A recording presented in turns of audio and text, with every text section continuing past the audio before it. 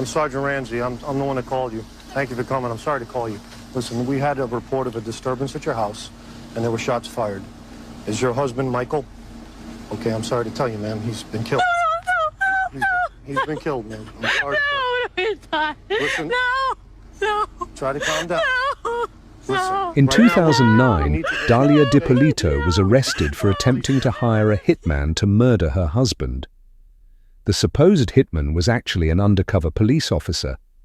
Her reaction to discovering her husband was alive and the hitman was an undercover cop was caught on tape.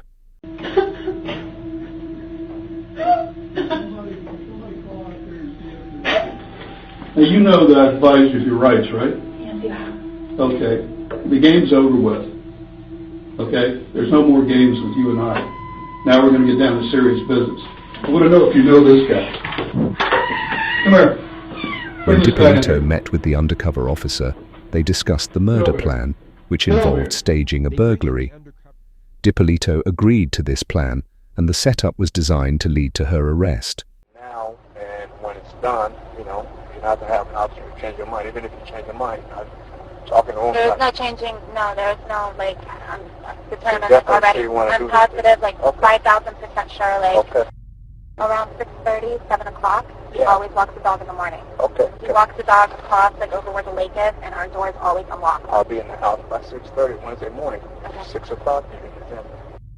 All right. Okay? Okay. All right. Thank you so much, and I guess You'll hear from me. I'll hear from you. All right. All right. Thanks.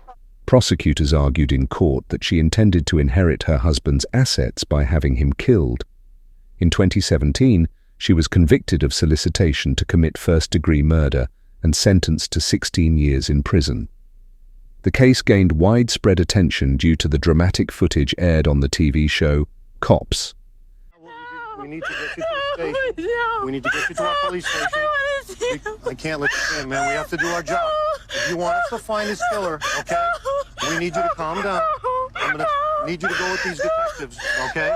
Does he have enemies? Is there anyone that would want to hurt him? Okay, who would want to hurt him? Witnesses said they saw a black male running from me. I can't let you see him, ma'am. Ma'am, I cannot do this right now. Ma'am, I can't do it. The video showed police officers informing Dippolito that her husband had been killed, a ploy to gauge her reaction and gather evidence. Initially appearing shocked, she later learned at the police station that her husband was alive and the entire plot had been an undercover operation. Confronted with recorded conversations detailing her plans, Dippolito denied involvement, but the evidence was overwhelming. You know who this guy is? No. You've never seen him before? I've never seen him before. Ever. Do you know her? Put your head up and look at her. Put your head up. I've never seen him. What were you doing coming out of her house? Get him out of here.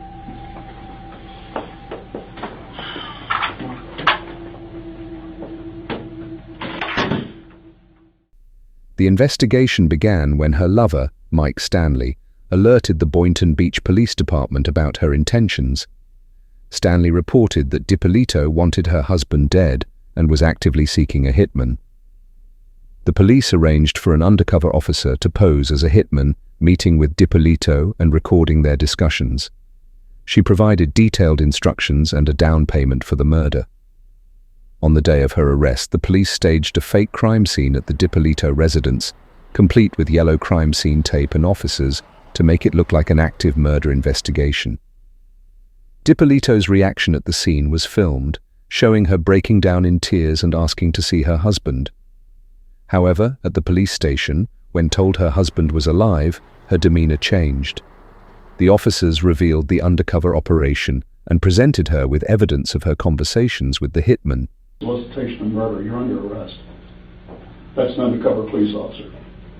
We filmed everything that you did, recorded everything that you did.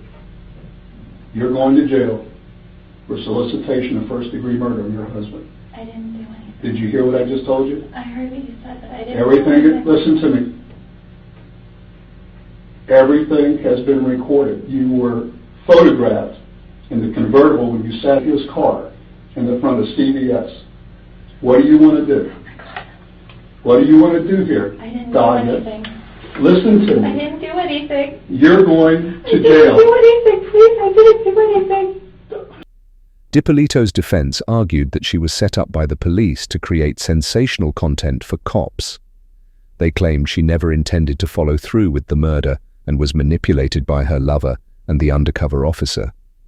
Despite these arguments, the jury found her guilty based on the recordings and testimonies. After her initial conviction in 2011, which was overturned on appeal, Dippolito was retried and convicted again in 2017. Her defense continued to argue entrapment and manipulation by the police for reality TV purposes. However, the jury upheld her conviction for solicitation to commit first-degree murder. Dalia Dippolito's case has been extensively covered in documentaries, news stories, and true crime shows, highlighting the lengths law enforcement will go to prevent violent crimes and the challenges of proving intent in solicitation cases. Her actions and the subsequent investigation underscore the effectiveness of undercover operations and modern policing techniques. The case also raises ethical questions about involving reality TV in criminal investigations. Critics argue that cameras can influence both suspects and law enforcement, potentially compromising the investigation's integrity. Nevertheless, the footage provided clear evidence of Dippolito's intentions and was crucial in securing her conviction. In the end, Dippolito was sentenced to 16 years in prison for her role in the murder-for-hire plot.